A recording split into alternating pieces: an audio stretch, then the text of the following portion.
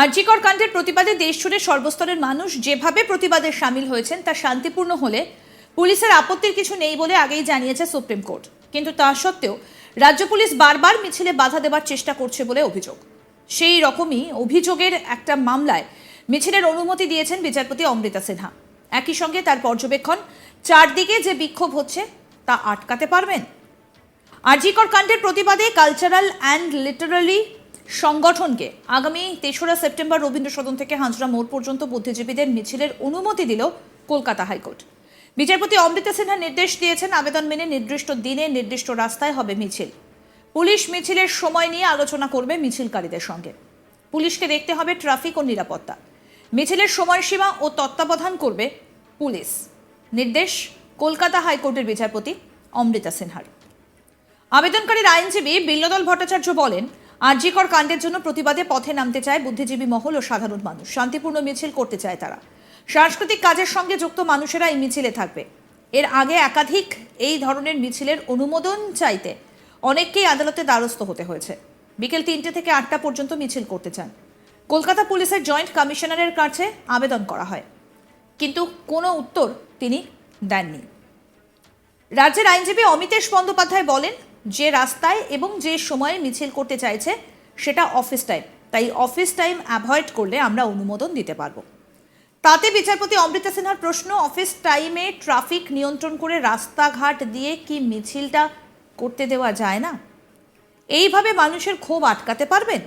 উত্তরে রাজ্যের আইনজীবী জানান, তার কাছে এই বিষয়ে কোনো অনুমতি নেই।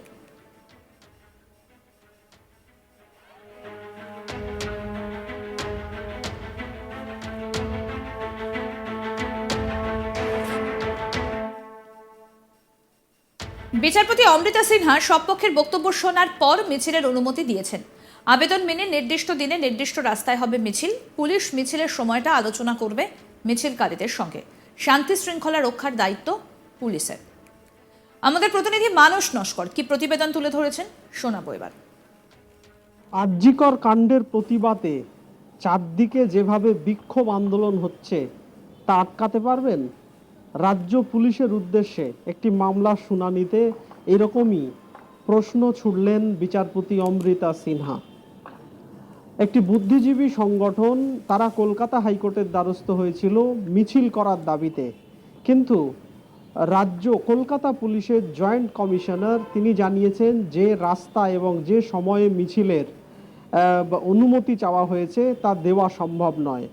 তারপরেই এই বক্তব্য শোনার পর বিচারপতি অমৃতা সিনহার প্রশ্ন, যে নৃশংস ঘটনা ঘটেছে এবং তার প্রতিবাদে গোটা দেশ জুড়ে যেভাবে মানুষ বিক্ষোভ দেখাচ্ছে তা আটকাতে পারবেন আপনারা? তারপরেই বিচারপতি সুপ্রিম কোর্টের নির্দেশের কথা মাথায় রেখে মিছিলে শান্তিপূর্ণ মিছিলের অনুমতি দিয়েছেন। আগামী ৩রা সেপ্টেম্বর মিছিল করতে পারবে ওই বুদ্ধিজীবী সংগঠন।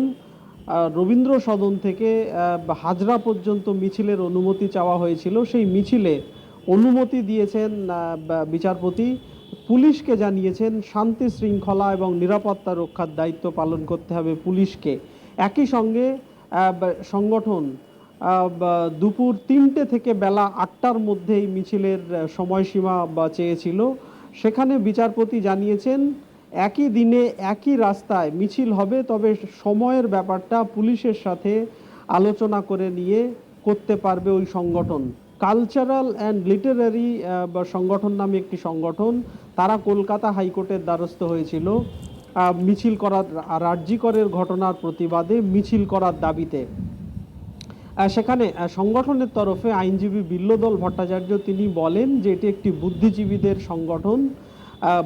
সারা দেশের বিভিন্ন ক্ষেত্রের বুদ্ধিজীবী, যারা বিভিন্ন ক্ষেত্রের যে সংস্কৃতি জগতের মানুষ থেকে শুরু করে অন্যান্য ক্ষেত্রের বিভিন্ন ক্ষেত্রের লোকজন, তারা স্বতঃস্ফূর্তভাবে এই মিছিলে অংশগ্রহণ করবেন। সেই জন্যে 3rd সেপ্টেম্বর এই মিছিল ডাকা হয়েছে।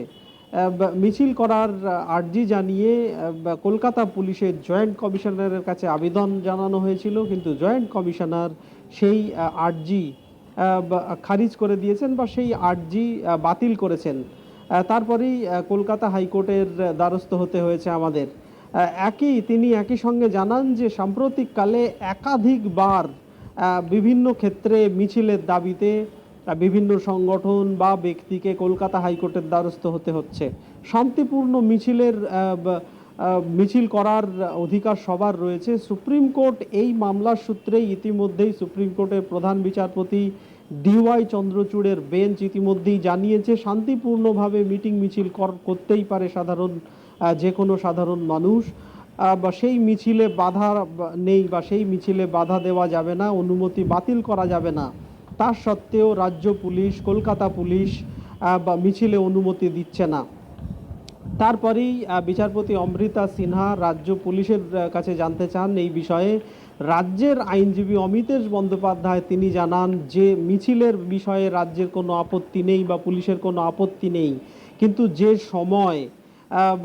সময়ে মিছিলের অনুমতি চাওয়া হয়েছে অফিস টাইম, ওই সময়ে ট্রাফিকের এমনিতেই ট্রাফিক হেভি থাকে, ফলে ওই সময় যদি মিছিলের অনুমতি দেওয়া হয় সেক্ষেত্রে যানজটের সৃষ্টি হবে। এমনিতেই শহরের কলকাতা নগরের বিভিন্ন অংশে মিছিল হচ্ছে, ফলে একসঙ্গে পুলিশের পক্ষে শান্তি শৃঙ্খলা রক্ষা এবং ট্রাফিক নিয়ন্ত্রণ করা বেশ কষ্টকর হয়ে যাচ্ছে।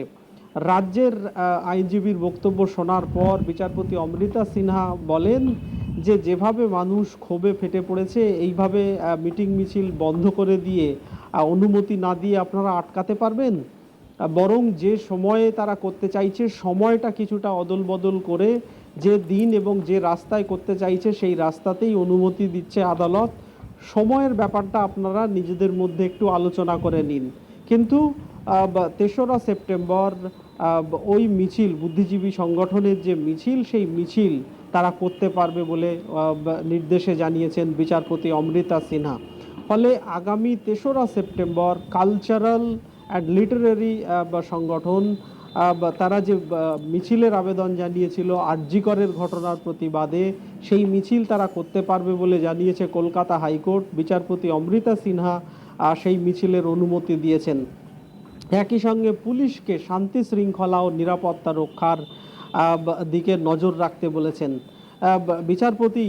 এই মিছিলের সূত্রেই রাজ্য পুলিশকে মনে করিয়ে দিয়েছেন যে শান্তিপূর্ণ মিছিল সুপ্রিম কোর্ট জানিয়েছে করার ব্যাপারে, এবং এইভাবে পুলিশ যেভাবে আটকাতে চাইছে সেইভাবে মানুষের ক্ষোভকে আটকানো সম্ভব নয়। ফলে ওই সংগঠনকে মিছিলের অনুমতি দিতে হবে বা তারাও মিছিল করতে পারবে। আরও আপডেট পেতে দেখতে থাকুন আজ তাক বাংলার ইউটিউব চ্যানেল, সাবস্ক্রাইব করুন।